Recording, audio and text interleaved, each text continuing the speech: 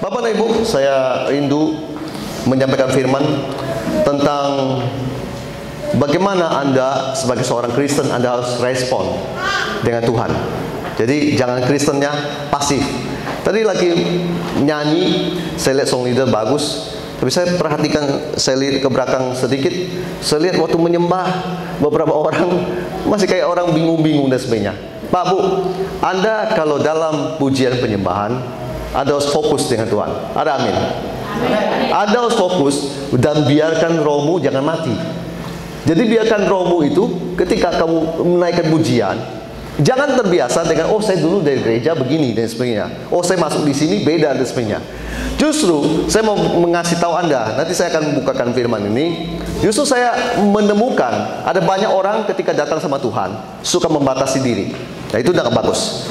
Dia membatasi diri, tidak bagus. Kita lihat di Lukas pasal yang ke-10.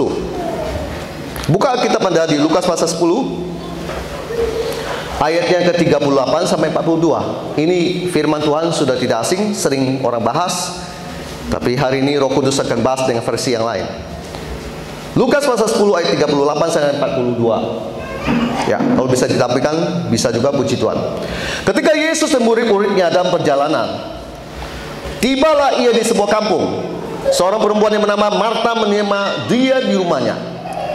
Perempuan itu mempunyai seorang saudara yang bernama Maria. Maria ini duduk dekat kaki Tuhan dan terus mendengarkan perkataannya. Sedang Marta sibuk sekali melayani. Ia mendekati Yesus dan berkata, Tuhan, tidakkah engkau peduli bahwa saudaraku membiarkan aku melayani seorang diri? Suruhlah dia membantu aku. Tetapi Tuhan menjawabnya, Marta, Marta, engkau khawatir dan menyusahkan diri dengan banyak hal, tetapi hanya satu saja yang perlu. Maria telah memilih bagian yang terbaik, yang tidak akan diambil daripadanya. Amin, jemaat. Amin. Oke. Pak, Bu, kenapa tadi saya ngomong tentang jangan membatasi Tuhan bekerja? Saya dalam pelayanan saya ke Tanah Sumba ini, saya sering melihat ketika kalau Roh Kudus sedang membawa dia untuk lebih, dia nginjak rem, dia tahan. Kalau Tuhan mau dia lakukan sesuatu lebih, dia tahan. Akibatnya, saya nggak heran. Dia sudah tahu kebenaran, dia sudah tahu firman Tuhan, tapi dia cuma ngerem. Kenapa ngerem? Oh, takut nanti dibilang orang, oh kita sesat, menyembahnya begini dan sebagainya. Oh, takut dibilang sama orang, apalagi jadi Kristen yang terlalu radikal. Oh, kalau merek gereja yang begini, ini terlalu radikal, kita nggak bisa terima dan sebagainya. Pak, Bu, sekarang saya mau kasih tahu Anda begini. Anda fokusnya, Anda orang Kristen, bukan fokus merek gereja. Amin. Amin. Kalau Anda diizinkan berjemaat di sini, puji Tuhan. Tetapi saya mau bawa begini. Jangan sampai roh agamawi mempengaruhi kalian dan membuat kalian tidak bisa lebih maju di dalam Tuhan. Sangat saya sayang. Kalau saya lihat itu, saya keliling di gereja-gereja, saya selalu melihat itu. Sebenarnya mereka sudah tahu firman Tuhan, mereka sudah tahu banyak. Mereka sudah mengerti. Pak, Bu, Anda lihat. Suatu hari singkat cerita Yesus datang ke Betania, kampungnya Marta, Maria, Lazarus. Dia datang ke situ. Dan di situ dikatakan Marta membuka pintu, menerima dia di rumahnya. Di 39 dicatat begini. Perempuan itu mempunyai seorang saudara yang bernama Maria. Jadi disebut dia punya saudara namanya Maria. Maria ini duduk dekat kaki Tuhan. Sebentar, saya mau bahas tentang ini. Pak, Bu, kalau Anda orang Kristen tidak duduk dekat kaki Tuhan, tetapi cuma hanya menjalani rutinitas kekristenan Anda setiap hari, saya mau kasih tahu Anda, berbahaya sekali. Berbahaya sekali. Kenapa? Karena orang yang hanya orang duduk dekat kaki Tuhan, dia yang bisa mendengar suara Tuhan. Amin. Amin. Jemaat jangan pasif. Ini GBI kan? Jemaat jangan pasif. Amin. Saya perhatikan, kalau kita tidak duduk dekat kaki Tuhan, bagaimana Anda bisa mendengar suara Tuhan dengan jelas? Sebaliknya, kalau Anda lihat di ayat 40, Marta sibuk sekali dengan apa? Dengan pelayanan dia. Sibuk sekali dengan apa? Dengan kegiatan dia. Sibuk sekali dengan apa? Dengan pekerjaan dia. Karena saking sibuk, tidak pernah duduk dekat kaki Tuhan, bisa salah arahan. Mengerti? Bisa salah arahan, bisa salah melangkah, bisa salah melayani. Oh, bisa Pak? Bisa. Tuhan nggak suruh kamu pelayanan situ, kamu pelayanan situ. Saya belajar dari Rasul Paulus. Roh Kudus ketika tidak menghendaki dia ke situ, dia nggak akan melangkah ke situ. Memang nggak ada yang salah dengan pelayanan. Tapi saya mau kasih tahu, hanya orang yang duduk dekat kaki Tuhan, dia bisa mendengar suara Tuhan dengan jelas. Bagaimana Anda bisa mendengar suara Tuhan dengan jelas? Sedangkan setiap pagi kamu mulai, sudah kamu bekerja. Kamu nggak mulai dengan doa. Kamu nggak mulai dengan membaca Alkitab. Dari gereja ke gereja saya keliling. Siapa di sini yang baca Alkitab setiap hari? Semua begini. Padahal saya mau kasih dia hadiah. Ayo, yang baca Alkitab setiap hari, angkat tanganmu. Udah ada semua begini. Prihatin saya. Saya sangat prihatin. Di kampung kami, Kalimantan Barat, memang banyak juga. Tetapi dari sekian banyak gereja kami keliling, masih ada yang begini, angkat tangan. Saya prihatin. NTT daerah Kristen, tetapi NTT juga saya paling banyak lihat kemiskinan, kekeringan, dan sebagainya. Harusnya banyak anak Tuhan, banyak berkat. Ada amin? Ada amin? Itu yang saya percaya. Itu saya aminkan. Pak, Bu, begini. Lebih baik duduk dekat kaki Tuhan dulu, baru kamu bekerja. Maksud saya, kalau kamu sudah duduk dekat kaki Tuhan, di dalam pekerjaanmu ada masalah, kamu akan kuat. Amin. Masih lemas, amin. Amin, jemaat. Amin. Kalau kamu sudah duduk dekat kaki Tuhan, kamu masih kuat. Kalau di dalam pekerjaanmu ada masalah, ada apa dan sebagainya, saya prihatin. Tangkap gereja, saya nggak sengaja, saya keluar dari, habis pelayanan keluar dari satu gereja, saya nggak mau sebut nama gerejanya. Saya lihat majelisnya, yang tadi berdoa bersama dengan saya lihat dia pegang rokok. Saya langsung begini. Ya Pak, iya. Buang, saya bilang gitu. Kaget dia, saya teriakin dia. Buang, saya bilang gitu. Iya, saya buang. Itu saya buang. Terus dengan apa? Pak, ya maklum lah Pak, saya lagi stres Pak. Oh, stres ya? Banyak tekanan ya? Oh yaudah, saya doakan kamu ya, supaya kamu lepas. Kenapa bisa stres? Banyak tekanan. Kenapa banyak tekanan? Ya karena pekerjaan Pak, tuntutan ini dan sebagainya. Oleh sebab itu saya kan tadi udah bilang, kalau kamu memberi dirimu duduk di pagi hari dekat di kaki Tuhan, Tuhan pasti kasih suaranya untuk menguatkan kamu. Amin. Tuhan kasih tahu sesuatu yang akan terjadi di depan. Ada amin. Saya waktu sebelum ke Sumba Timur, Tuhan sudah kasih tahu lewat istri saya apa yang terjadi di sini. Tuhan juga kasih tahu lewat mentor saya. Saya punya seorang mentor, orang bule, orang Texas. Dia mementorin saya cukup lama. Sebelum saya ke Sumba Timur, dia sudah kasih gambaran. Hendrik, nanti di sini gini. Udah saya kantongin tuh. Saya datang, saya lihat persis yang dia omong. Duduk dekat kaki Tuhan. Amin. Amin. Kalau kamu tidak duduk dekat kaki Tuhan, tidak ada kekuatan, tidak ada penghiburan, tidak ada motivasi membuat kamu stabil. Kita butuh itu, Pak, Bu. Saya sangat butuh itu. Di dalam pelayanan, menghadapi berbagai rintangan, saya sangat butuh dekat kaki Tuhan. Dengan duduk dekat kaki Tuhan, suaranya akan jelas kedengaran. Karena ini kaki, saya duduk dekat sini, dia bersuara, saya pasti dengar. Persoalan jemaat Kristen saat ini adalah, dia tahu Tuhan menciptakan mulut dan telinga, tetapi dia nggak bisa mendengar suara Tuhan. Itu problem. Harusnya doa adalah dua arah. Kau berbicara, Tuhan mendengar. Tuhan berbicara, kamu berbicara, Tuhan mendengar. Tuhan berbicara, kamu mendengar. Harusnya dua arah. Saya tulis di buku saya itu. Harusnya juara. Tetapi sayang, kita yang berbicara, kita yang berbicara, kita yang berbicara, kita yang berbicara, tapi kita tidak benar mendengar Tuhan Yesus berbicara. Itu parah sekali.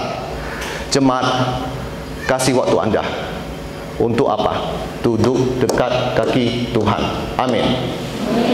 Jangan biarkan iblis membuyarkan semua. Dari kejadian Adam dan Hawa, memang maunya dia komunikasi terputus. Memang maunya dia begitu, supaya antara manusia dengan Tuhan terputus komunikasi, supaya kamu nggak bisa mendengar Tuhan berbicara, tapi kamu cuma berbicara, Tuhan Yesus tolong, Tuhan Yesus tolong, Tuhan Yesus tolong. Itu juga, itu aja. Oh tidak, Tuhan Yesus sangat baik. Dia mau berbicara sama Anda. Dia rindu kamu mendengar. Tapi kerap kali kita tuh terus sibuk.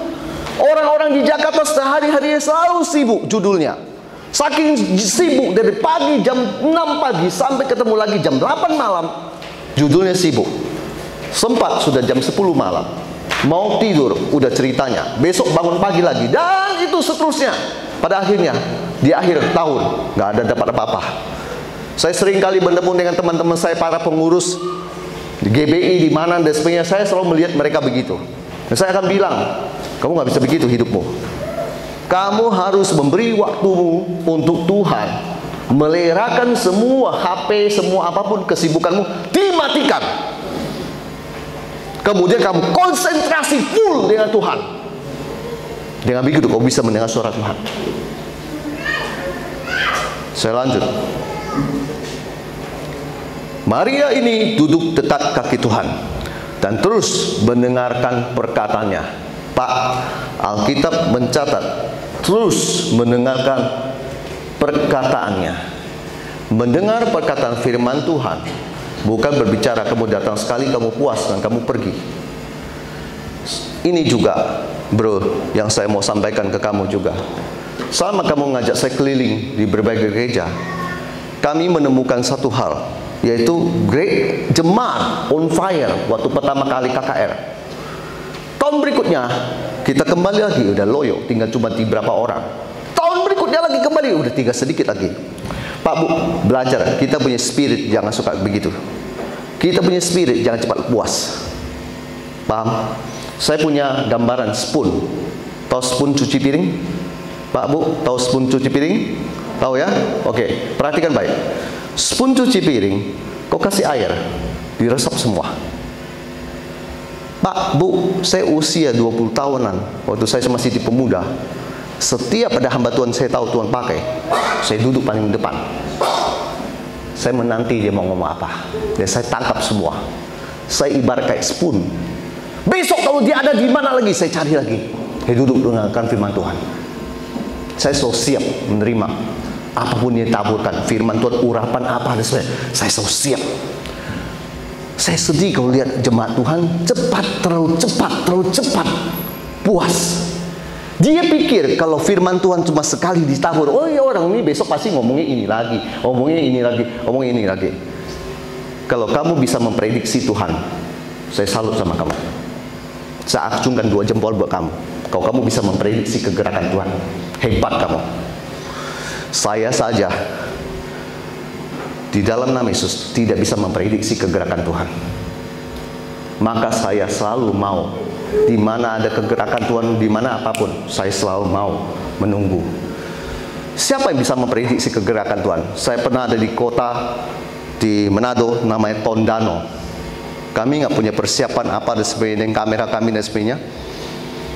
Waktu selesai khotbah, saya khotbah tentang masalah pergerakan Roh Kudus. Gereja itu, wih, luar biasa. Hamba Tuhannya, sampai gimana? Saya aja nggak tahan berdiri. Saya berdiri, saya jatuh lagi. Saya berdiri, jatuh lagi. Berdiri, jatuh lagi. Luar biasa.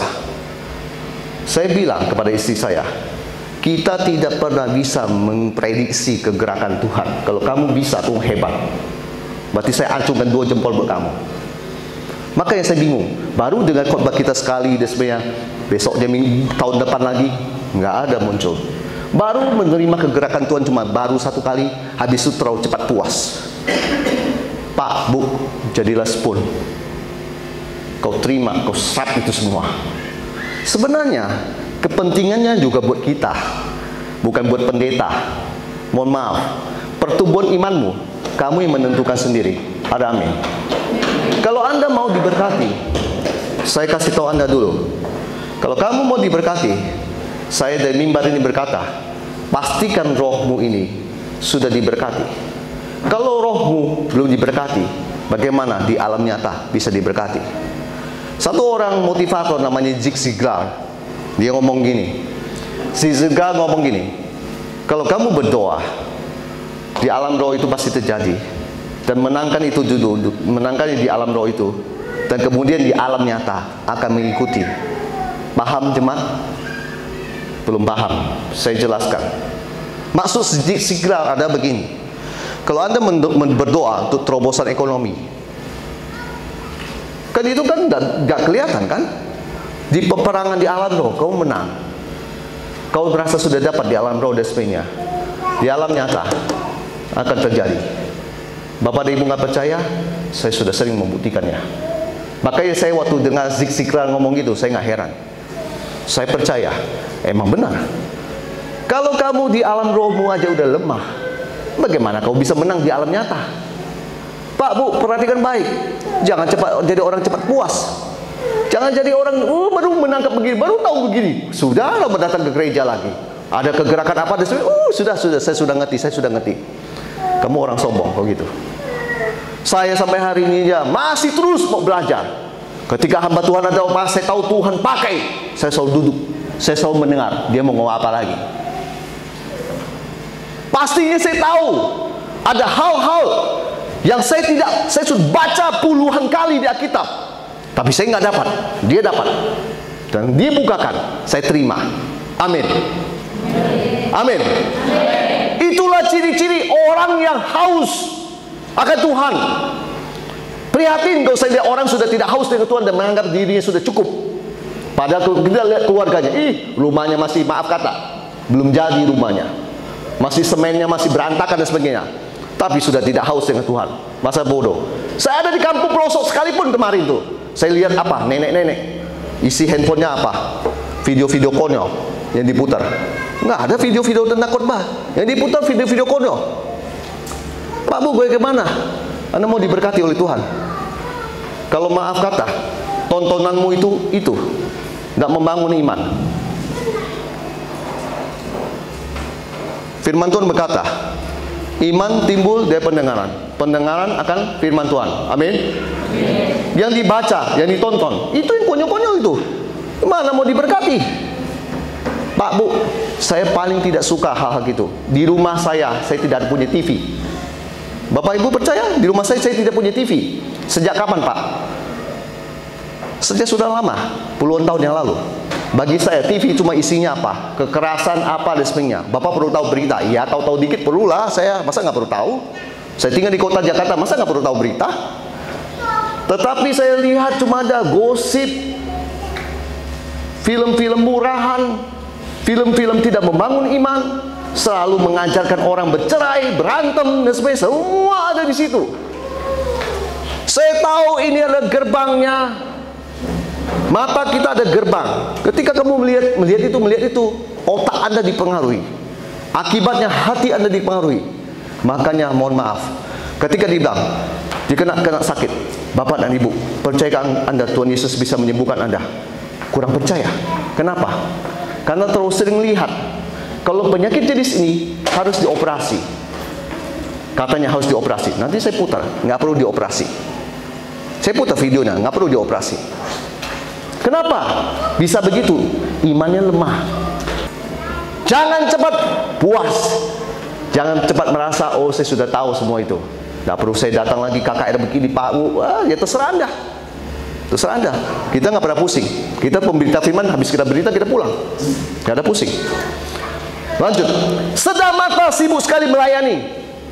Ini dikasih gambaran. Satu duduk dengarkan firman Tuhan. Satu sibuk melayani. Melayani untuk apa? Melayani baik kok, untuk Tuhan. Nah, ketika Marta sibuk melayani, dia pasti lihat Maria ini cuma kerjanya duduk. Dia agak kesal. Dia dekatin Tuhan Yesus dan bilang, Tuhan, tidakkah engkau peduli bahwa saudaraku membiarkan aku melayani seorang diri. Ini orang sudah mulai terganggu hatinya. Kenapa terganggu? Dia lihat saudarinya cuma duduk, enak bener. Saya ini sibuk melayani tamu. Harusnya yang patut dibanggakan adalah yang melayani tamu. Tapi dia tidak tahu, Tuhan maunya Marta duduk juga dan mendengarkan firman Tuhan. Setelah itu mau melayani terserah. Karena bagi Tuhan yang terpenting bukan pelayanan, tetapi duduk mendengarkan. Saya sudah bilang, banyak orang salah pelayanan karena tidak pernah duduk dulu melayani, duduk dulu mendengarkan firman Tuhan. Poin paling penting bukan pelayanan, Pak Bu. Sekali lagi, poin paling penting, orang-orang pelayanan hamba Tuhan seringkali salah. Poin paling penting, duduk mendengarkan firman Tuhan. Pak Bu, ini tanggal berapa? 21 ya. Saya datang dari tanggal 1 April. Dari tanggal 2 full pelayanan saya sampai hari ini. Setiap hari ada. Setiap hari pindah lokasi. Dan saya cuma mau ngomong gini, Pak Bu, kami tidak bisa, meskipun kami punya bahan khotbah segudang, tetapi mohon maaf, kami tidak bisa kalau kami tidak duduk mendengarkan suara Tuhan. Kami merasa kami nggak boleh kalau pelayanan itu cuma pakai cara manusia. Karena buat saya, cara manusia pasti hasilnya berbeda dengan petunjuknya Tuhan. Kalau petunjuk Tuhan, pas saya khotbah, jemaat langsung bilang, pas sekali ya Pak ya. Oh iya, kenapa nggak pas? Itu dari Tuhan. Kalau cara saya sudah susun dari Jakarta, tanggal 1 khotbah ini, tanggal 2 ini, tanggal 3 ini. Saya enggak. Persiapan Pak, nggak punya persiapan. Oh, jangan tanya saya. Persiapan kita banyak. Tetapi sekali lagi saya bilang, penting poin orang pelayanan bukan masalah kesibukan dia, jadwal dia yang full. Tetapi poin pentingnya adalah dia punya komunikasi dengan Tuhan harus baik. Paham jemaat? Amin. Puji Tuhan. Lanjut. Sedang Marta sibuk sekali melayani, ia mendekati Yesus dan berkata, Tuhan, tidakkah engkau peduli bahwa saudaraku membiarkan aku melayani seorang diri? Suruhlah dia melayani, membantu aku. Dia sudah mulai terganggu hatinya. Dia suruh, Tuhan. Perhatikan ini Maria. Perhatikan ini Maria, Tuhan. Suruh dia bantu aku. Sudah salah mau nyuruh Tuhan, suruh Maria ikut pelayanan juga. Padahal yang Maria lakukan itu sudah tepat. Kalau orang jarang dengar firman Tuhan, bisa banyak salah ngomong. Amin. Pikirnya benar, tapi salah ngomong. Sudah salah ngomong, salah bertindak pula. Bahaya sekali. Lanjut. 41. Tetapi Tuhan menjawabnya, Marta, Marta, engkau khawatir dan menyusahkan diri dengan banyak perkara. Jadi Tuhan kasih tahu, sebenarnya ini poinnya. Kalau kamu duduk, kau tenangkan hatimu, gak usah pikirkan ini mau sibuk, ini mau sibuk, ini mau sibuk, ini. Duduk dulu, santai dulu, duduk dulu. Dengarkan suaraku. Duduk dulu. Nah, dengan begitu, pikiranmu nggak banyak kalut. Hatimu nggak akan pikir, habis ini mau bikin apa buat Tuhan. Saya sebagai hamba Tuhan juga sering seperti Marta. Tapi puji Tuhan, saya punya Roh Kudus selalu bilang, Hendrik, kayaknya kamu terlalu sibuk deh. Bapak dan Ibu tahu, saya cerita tentang kondisi kami, pelayanan kami di Kalimantan Barat. Di Kalimantan Barat, para hamba Tuhan yang dari gereja-gereja karismatik, umumnya dia kan mendirikan gereja, kan dia mandiri semua. Bapak dan Ibu tahu persembahannya sebulan tuh nggak cukup. Berapa persembahannya? Maaf kata, saya buka aja di sini. Persembahannya nggak sampai 1 juta. Kadang cuma 500.000, kadang cuma 600.000. Jemaat punya fokus yang lihat ke sana kemari, dia ke mimbar. Cuma 400, 500 dan sebagainya. Terus sudah begitu, gembala mulai berpikir dengan otak. Apa? Kita punya anak 2, kita perlu hidup. Jadi kita putuskan sambil bekerja, sambil melayani. Kesan semua baik. Mereka bisa beralasan, oh Rasul Paulus juga begitu. Ya silakan. Saya lama di situ, mindset saya terpengaruh. Jadi seperti itu. Ada yang kerja sawit, ada yang kerja sadap karet, ada yang jadi petani, ada yang jadi itu dan sebagainya. Sampai satu titik, waktu saya sedang berdoa, Tuhan bilang gini sama saya, Hendrik, kamu terlalu banyak menyusahkan dirimu dengan banyak perkara. Oh ya? Kenapa kamu masih kejar-kejar uang receh begitu? Tuhan sebut uang receh. 500, 300, dan sebagainya, jual sayur, jual ini, jual apa. Tinggalkan itu semua. Dengan baik, Tuhan ngomong gitu. Tinggalkan itu semua. Jadi semua urusan sayur-sayur saya tinggalkan semua. Saya suka bercocok tanam. Saya boleh orang Chinese, tapi saya suka sesuatu mengenai bercocok tanam. Saya tinggalkan itu semua. Saya biarkan itu semua. Jadi kerjanya apa? Berdoa. Kerjanya apa? Berdoa. Kerjanya apa? Berdoa. Orang semua bilang, hamba Tuhan gak berhikmat ini. Katamu. Katamu itu. Tuhan kemudian bukakan buat saya. Yang saya dengan keringat saya, berjuang dengan kemampuan saya, berjuang dengan kehebatan saya dan sebagainya, demi perut saya dan istri saya harus hidup. Tuhan buktikan, ketika saya nurut, apa kata Tuhan? Duduk diam kamu, Hendrik. Duduk diam, kamu lihat, kamu berdoa, kamu kerjanya pelayanan. Tunggu telepon masuk, tunggu orang telepon, tunggu orang apa. Kerja saya cuma begitu. Di dalam penantian saya coba taat dan saya menemukan Tuhan itu memang tidak pernah salah. Saya yang salah. Dan waktu saya sudah diberkati begini, saya cerita sama teman-teman saya yang di Kalimantan Barat tuh semua ketawa. Kenapa? Karena mereka belum nyampai. Maaf, kita ada tadi di Ubin ini, kita sudah sampai di sini. Mereka masih di sini. Mereka cuma melihat, bingung. Kok bisa sampai sini?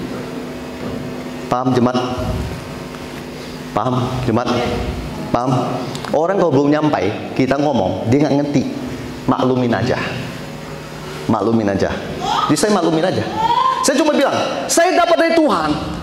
Begini, bahwa kalau Tuhan bilang, kalau kamu berjuang dengan kekuatanmu sendiri, yang kau dapat, kau perhatikan saja, dikit. Karena kamu berjuang dengan kekuatanmu sendiri, sedikit. Kamu bergerak dengan kegerakan dari Tuhan. Tuhan bilang, kau duduk diam, kau doakan orang saja. Kau layani aku baik-baik. Pelayananmu, kalau hari ini tidak banyak orang yang datang dan sebagainya, enggak apa-apa, kamu tetap setia, kamu tetap pelayanan. Kamu tetap pelayanan, pokoknya. Urusan ini, urusan aku. Dulu dengan kekuatan sendiri, 1 bulan, paling berapa dapatnya? Hampir kira-kira 2 juta. Sekarang cumanya, maaf kata, cuma duduk-duduk saja dan ikutin maunya Tuhan. 1 bulan di atas 5. Dan saya nggak perlu sebut angkanya. Pokoknya di atas 5. Di atas berapa Pak? Oh nggak mau sebut saya. Pokoknya di atas itu. Cara Tuhan lebih baik kan? Amin. Tapi manusia nggak mau melakukannya. Manusia berat. Karena manusia pikirannya, maaf kata, lagi di sini, dia belum bisa berpikir sampai di sana. Tak nyampai otaknya. Maka ketika saya ngomong gitu, saya bilang, teman-teman saya bilang, daripada kamu sibuk urus sawitmu, itu jemaatmu sudah banyak hilang tuh. Kunjungi dan sebagainya. Mereka suka beralasan, ya kalau saya begini kan habis waktu saya buat ngurusin mereka. Nanti ini pekerjaan saya, duitnya dapat dari mana sebenarnya. Itulah banyak beralasan. Ketika Tuhan suruh, Bapak dan Ibu, harusnya kita jangan beri alasan. Karena Tuhan tuh maha tahu. Tuhan tuh mengerti.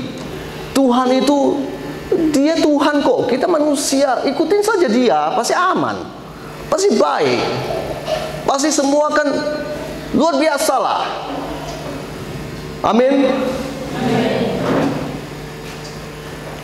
Saya mau kasih tahu, Marta, engkau khawatir dan menyusahkan diri dengan banyak perkara. Banyak perkara itu kamu yang buat sendiri, Marta. Bapak dan Ibu pikir saya menyinggung Marta? Saya juga menyinggung Bapak dan Ibu. Kerap kali kita cuma sibukkan diri kita sendiri, ini kesusahan-kesusahan yang ada. Padahal Tuhan bilang, kamu coba tuduh, dengarkan aku berbicara. Tetapi hanya satu yang perlu. Maria telah memilih bagian terbaik yang tidak akan diambil daripadanya. Berarti yang lain bisa diambil loh. Ya kan Tuhan yang ngomong. Berarti yang lain bisa diambil. Kalau duduk dekat kaki Tuhan, itu nggak bisa diambil. Pelayanan sifatnya sementara, bro, Pak, Bu. Dengan Tuhan itu kekal. Amin.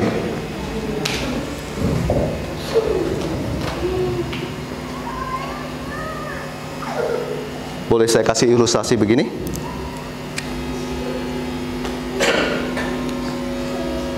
Anda, Tuhan, kau tidak pernah tersambung.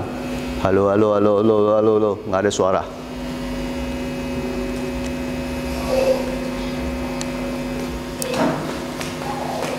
Kau tersambung, power di on kan, bersuara. Banyak jemaat tidak mengerti rahasia ini. Saya dalam pelayanan saya paling pentingkan ini harus tersambung. Komunikasi harus tersambung. Tanpa itu, no power. Kau doa buat orang gak akan sembuh. Paham? No power. Kau khotbah membosankan. No power. Kamu berkata apapun, bernubuat, no power, nggak akan terjadi. Kalau kamu tersambung, kuasa itu mengalir, dan ini bejana dipakai, pastinya luar biasa. Tidak peduli S1 tidak lulus, tidak peduli anak petani, tidak peduli dulu mantan penjara, tidak peduli orang bertato atau apa, tidak peduli. Yang penting sudah tersambung. Kalau sudah tersambung, silakan dicoba. Saya pernah di Pulau Bangka, orang gendut besar begini, dia maju, jatuh. Saya di Manado, ada ibu besar begitu, dari ujung, gini, mental langsung. Mau coba kuasa Tuhan. Kalau sudah tersambung, jangan main-main ya kuasa Tuhan. Kau ngomong, kau bernubuat, jadi. Kau berdoa, Tuhan sertai. Penting, jadi Maria. Amin. Amin. Penting jadi Maria. Haus. Jangan suka merasa diri sudah tahu banyak. Oh, KKR. Kemarin dulu KKR sebenarnya. Tunggu dulu. Kau terlalu cepat puas. Tunggu dulu, saya bilang. Kau terlalu cepat puas. Di masa usia saya seperti Anda, anak muda yang pakai baju biru itu, saya selalu duduk paling depan. Setiap pembicara dari manapun, saya duduk dengan dia. Dan saya selalu menanti, kira-kira Tuhan mau sampaikan apa. Saya selalu menanti. Saya selalu menunggu, kira-kira Tuhan mau ngomong apa buat saya. Kadang saya catat di buku.